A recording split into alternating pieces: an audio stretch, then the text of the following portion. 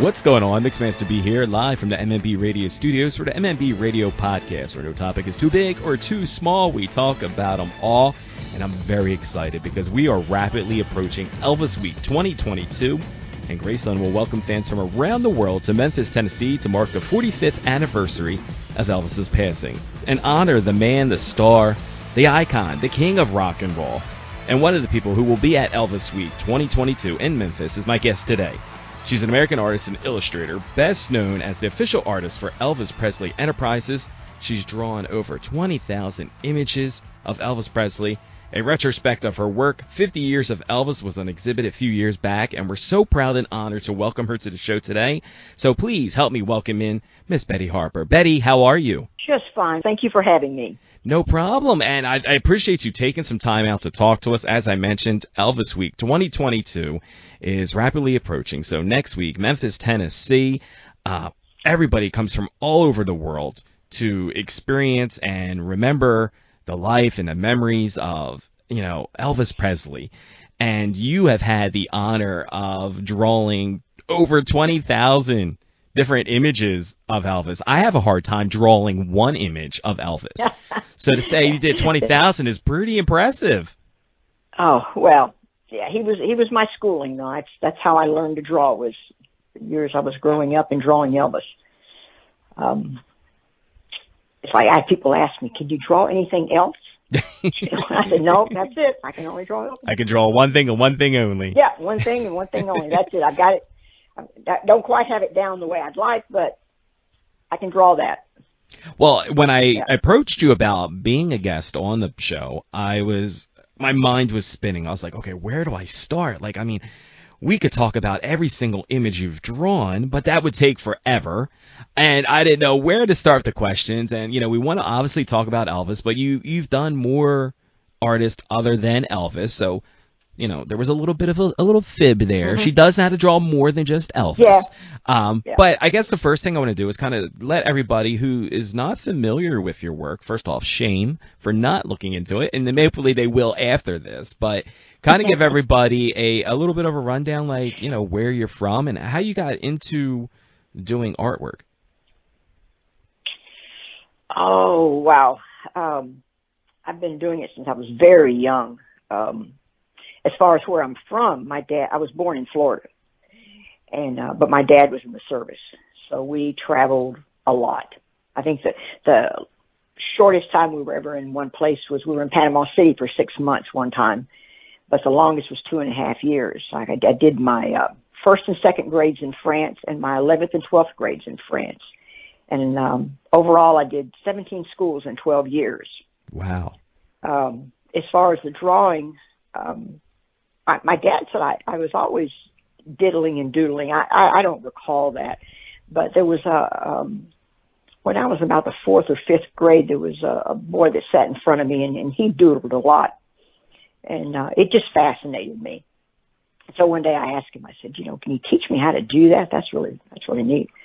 And he said, no, just watch me. So I watched him, and then I started drawing the comics, that were in the newspapers on Sunday, and then I started drawing everything around me. If it stood still, then I drew it. I'd sit in the car when my dad worked, in the garage when my dad worked on his car, and I would draw the car, draw him work, anything. I drew anything. And one day, I think I was in about the 7th grade, maybe 6th grade, and one of my friends said, well, have you ever tried drawing real people? And I thought, no, outside of drawing the Phantom, who was one of the comic strip characters at the time, I hadn't really drawn anybody live person. So we had pads of paper that we used at school. They were called big sheaf pads. And at the time, they'd have Gene Autry or Roy Rogers or, some Western star on it. Mine had Roy. And so I drew Roy, and Roy was the first real person that I ever drew. And then from there, I set up one night and drew Jack Parr when he started the Tonight Show. And then drawing people just fascinated me. And of course, all of this was at the same time that rock and roll was starting and Elvis was coming on the scene. And so I started drawing Elvis, and I drew all the others too, Ricky Nelson, Frankie Avalon, just Paul Anka, all of them. Mm-hmm. But I always came back to Elvis. He just fascinated. So most of this was self-taught then. It wasn't. Did you go to schooling for like any kind of formal like teachings for it, or? Well, we had art classes in school each year, and I did that up until my 10th grade. And when I was in the 10th grade, it was strange. I signed up for the art class, and they wouldn't let me take it. They said, this class won't do you any good. It won't do you any good. So I thought, well, okay, whatever, which was wrong. Yeah. Everything does you good. You learn something all along the way. Exactly. Mm-hmm.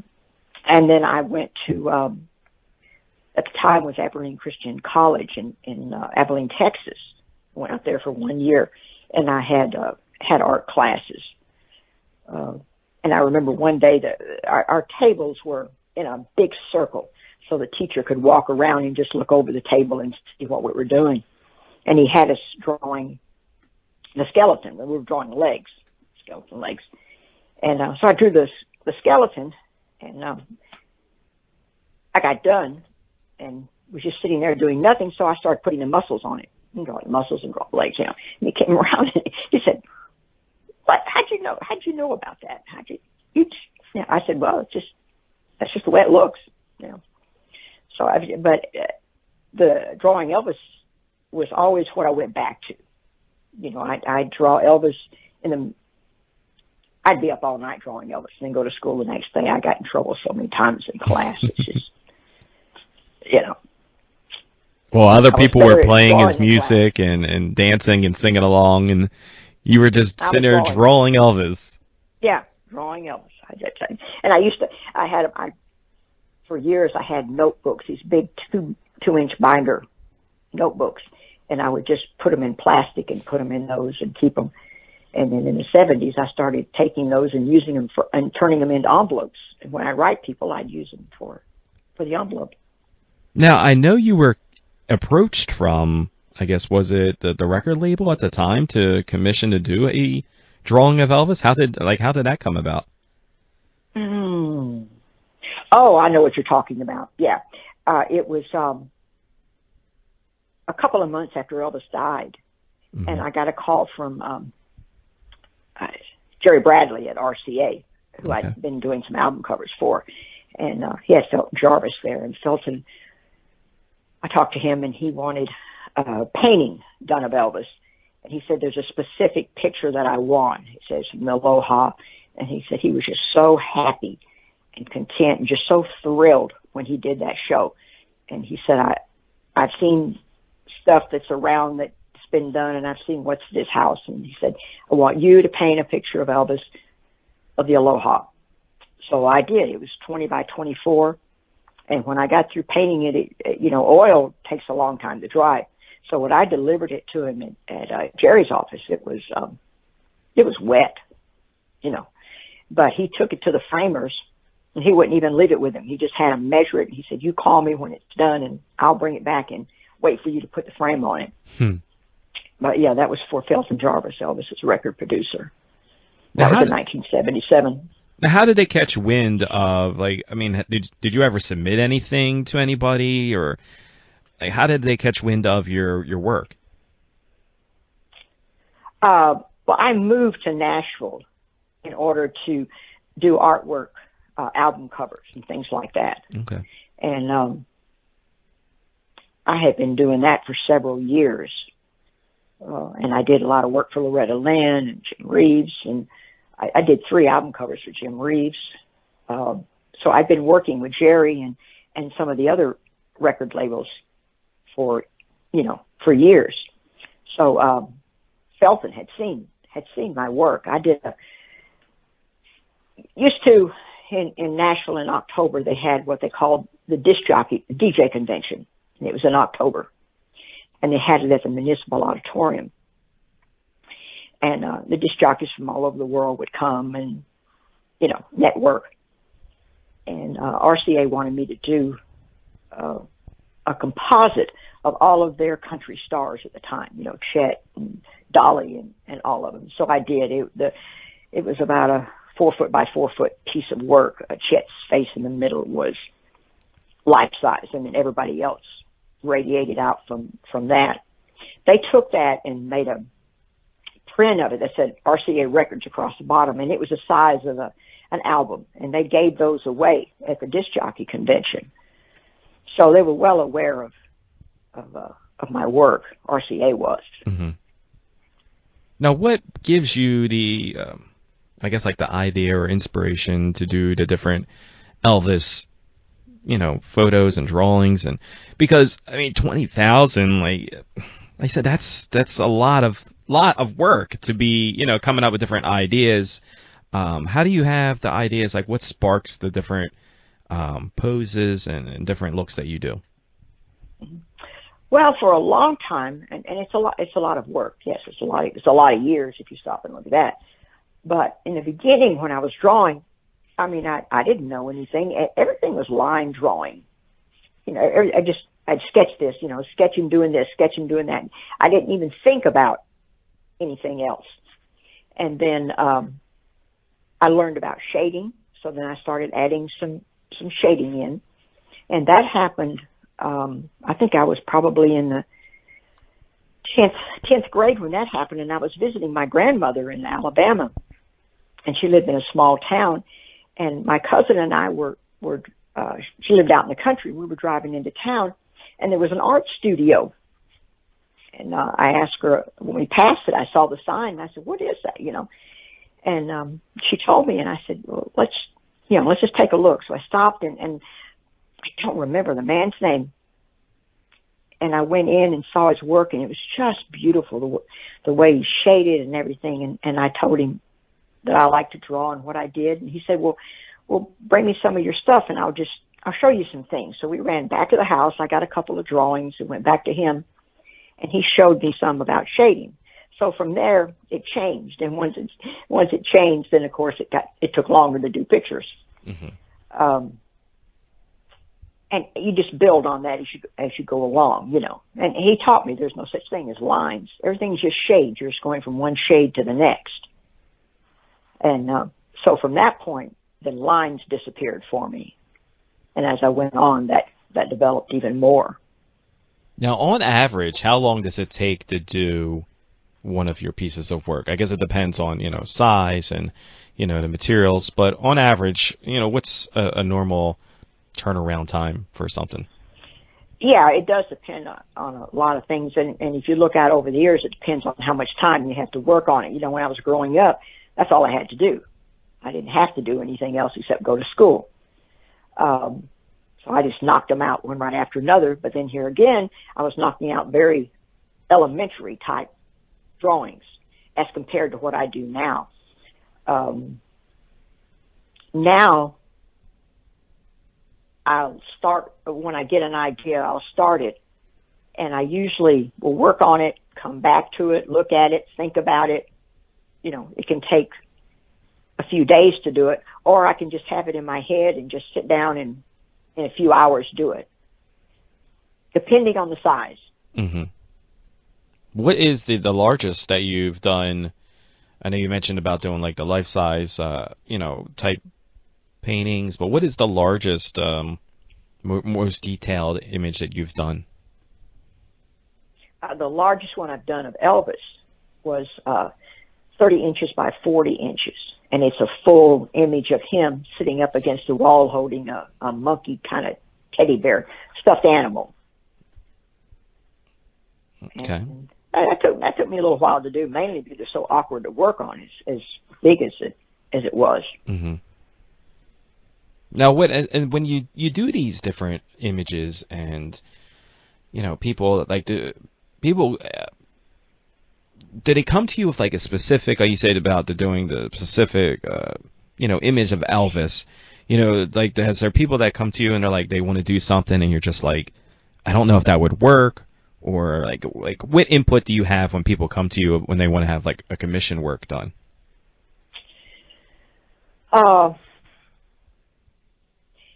first thing I ask them, if it's Elvis, I say, what time period do you want?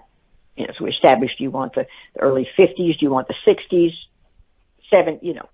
We set up a time period. And then I like to be able to have the freedom to just go with it from there.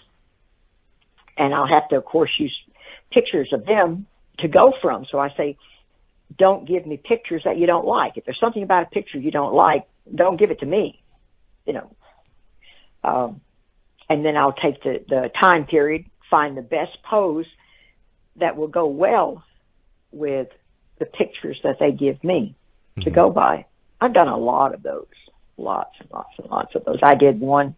In fact, I saw it yesterday. I'd forgotten all about it. I was going through some files on my computer, and it was a guy, and he was a big horse person. He wanted to be on a horse, and he wanted Elvis on a horse, and it's the two of them on horses riding, So I've done a lot of those. Now, is there a piece of the Elvis collection that you particularly enjoy the most, like your favorite piece of Elvis that you have ever done? You mean a favorite drawing? Yeah. The specific drawing? I have a couple. And one of them's hanging above my head right now, and there's one hanging in the living room, and there's one hanging in my art room. And those three pretty well stay on the wall. Is there any that you would never part with? Well, probably those three. Probably those three. Now, along with that, you've also have had multiple books published, correct? Mm-hmm. And kind of tell everybody about that. My first book was published in '79, and it was done by Bantam. That's a long time ago. Let me stop and think here. I was in a local Hallmark store, actually, that had a book section to it. And I was going through some books, and I was getting ready to walk out, and there was a book that had not been pushed all the way back in. So I was interested, and I picked it up, and it was a collection of Frank Frasetta's science fiction art. And I thought, wow, I like this. This is cool. So Mr. Scarborough, who owned the store, I asked him about it, and I said, gosh, I'd like to do a book like this with my artwork. And he said, well, if you're going to send it, he said, let me give you a couple of names, because he said that they get so many submissions that, it just goes off this side of the desk and out that door. So he gave me the name of the man at Bantam, was vice president. And I sent 5 or 6 little 5x7 pictures of some of my artwork.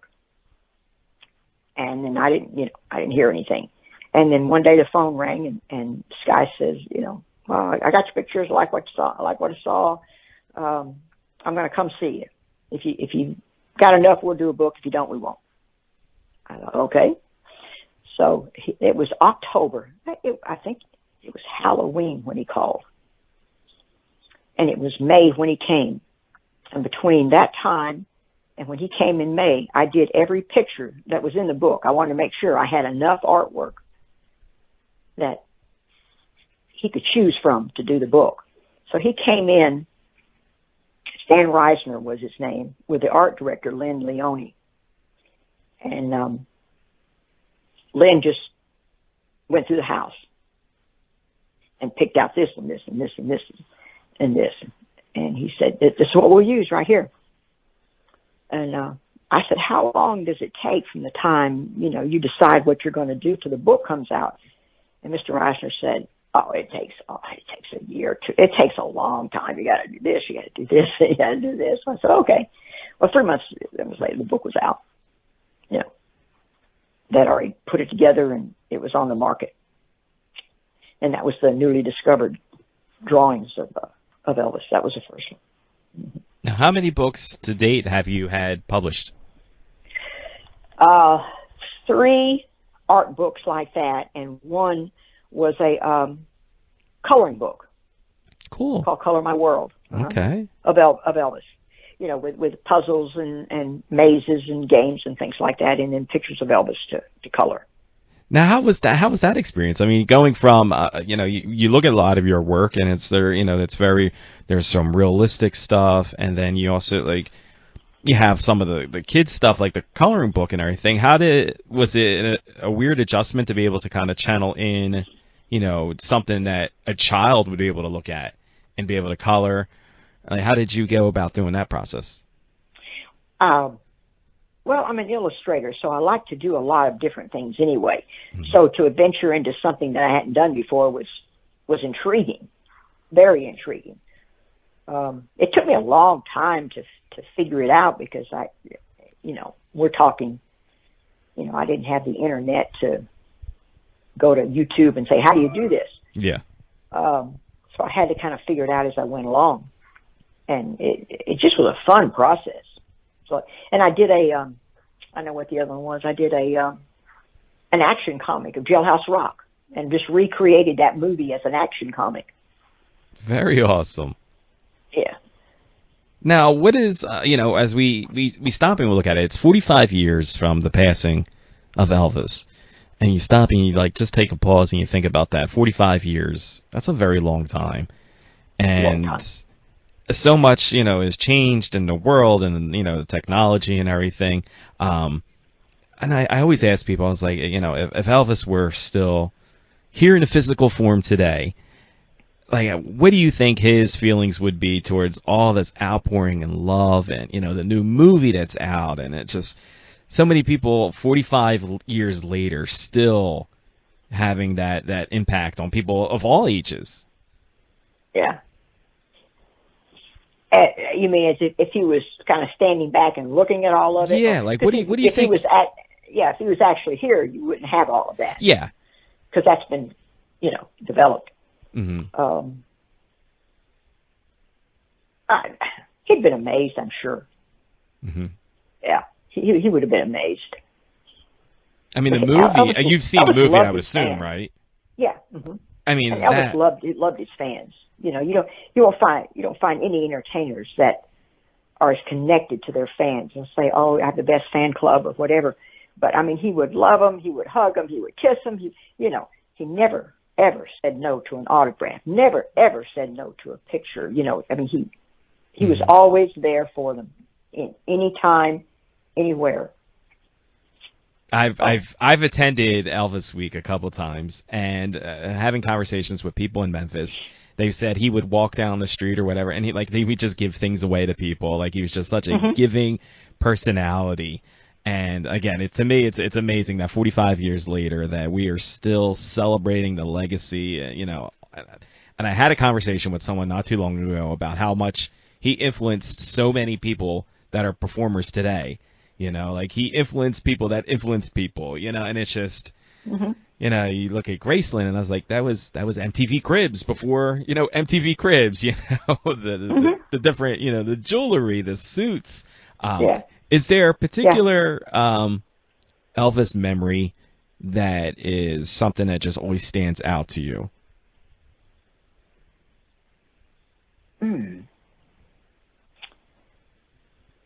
I put you on the spot. Yeah.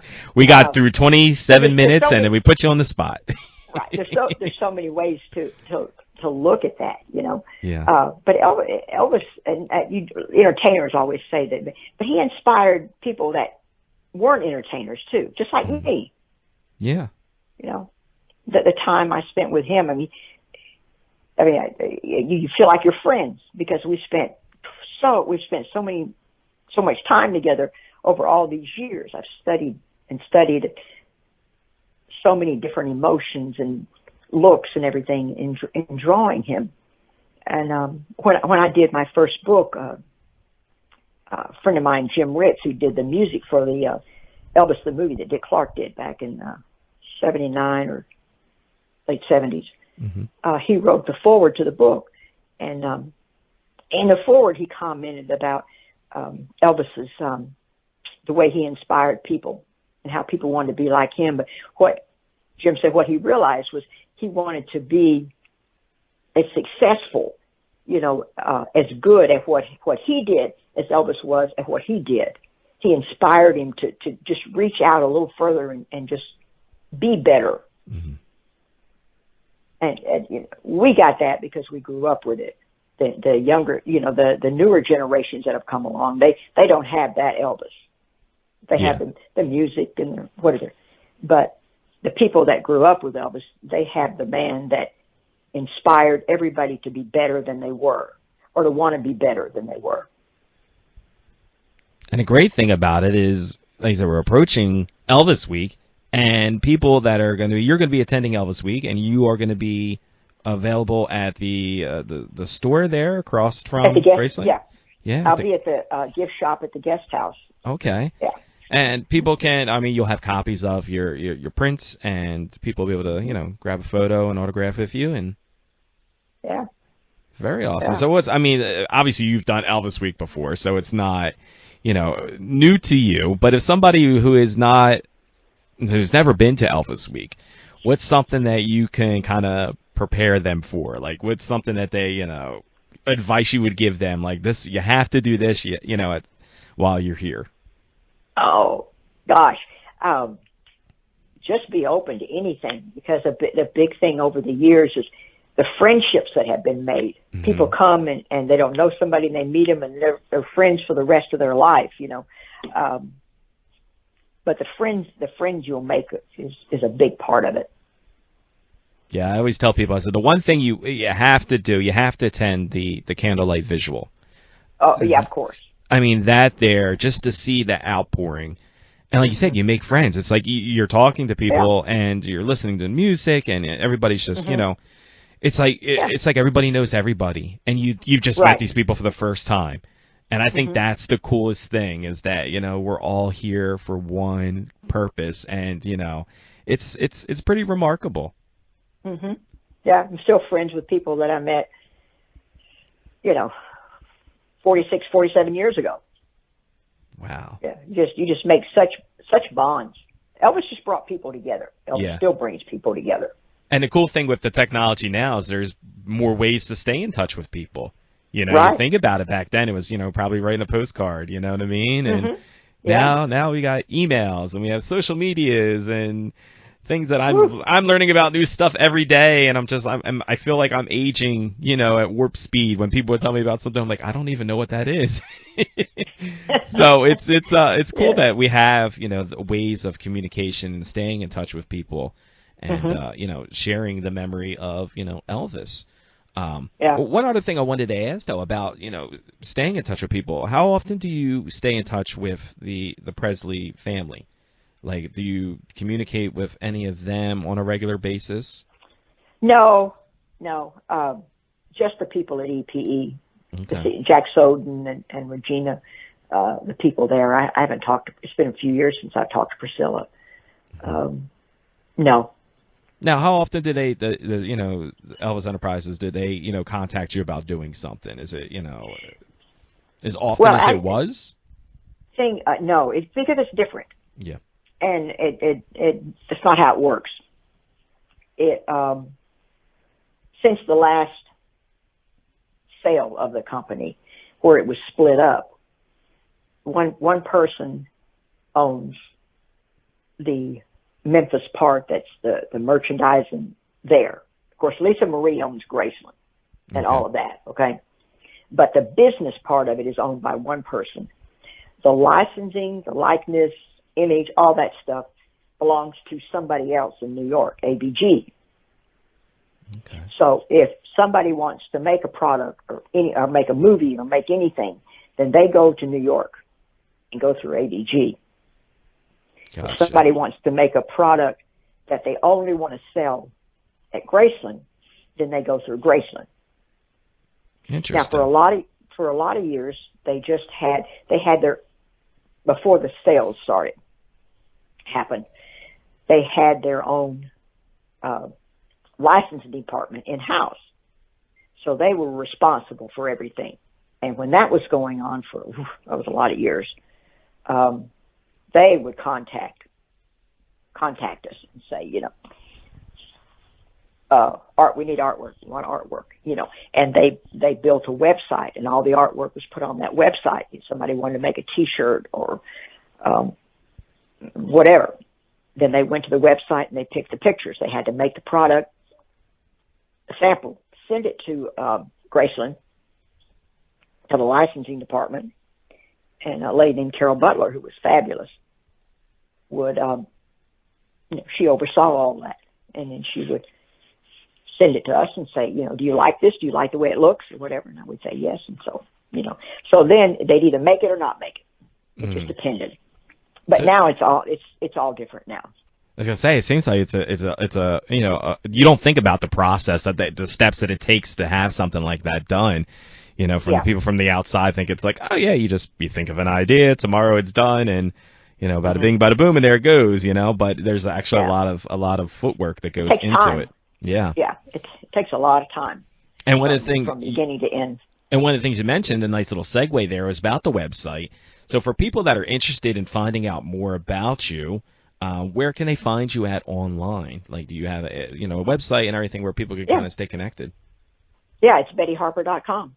Very simple, right? Mm-hmm. Yeah, very simple. I always tell people when we have guests on, it's like, you can't find it. You got the old Google machine there. Just type in Betty Harper and come up, but BettyHarper.com. And right, you type in Betty Harper, all kinds of stuff comes up. Wikipedia, everything comes up.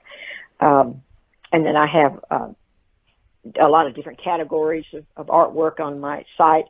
And then there's an Elvis category and a country music and jazz music and blues, and there's just different Western that they have access to. Well, I encourage everybody to come out and see you. You'll be there, like 4 days, was it? The 4 days? No, I'll be there. Show starts the 11th and closes on the 16th. Okay, so you're there for every day. Wow. Yeah. So it's a long, every day. Long little trip there, but well worth the visit. Well, it's fun. It is. It really is. It's fun. It's just a lot of fun. And everybody just has a good time. I'm glad to be able to attend Elvis Week again this year after missing it last year. With the pandemic, a lot of things were a little weird, and we were kind of just tiptoeing through everything, trying to figure out how everything's going to go. And I'm glad to get back on that course to say I'm going to be there. So I encourage everybody to come check Betty out. She'll be at the guest house store there, so she'll be there available for autographs and photos and chit chat, and it's been really remarkable and an honor to have you on, to be able to have that much memories, and just you're part of the history of Elvis Presley, and to be able to speak to somebody. We're going to have a giveaway every day. We're going to have a raffle thing. Give something away every day at 4:00, because I'll be there. The art show is up. Once I set it up, it's up because it's in the gift shop. But I will be there from 1 to 4 o'clock each day. And at 4 o'clock, we're going to have a raffle. Okay. And we'll be giving away products that have my artwork on it. So you said you're going to be at Elvis Week this year? I will. I will be at Elvis Week. I plan on seeing you there. Okay, I was going to say I'd like to meet you. Yes, I would love to meet you too.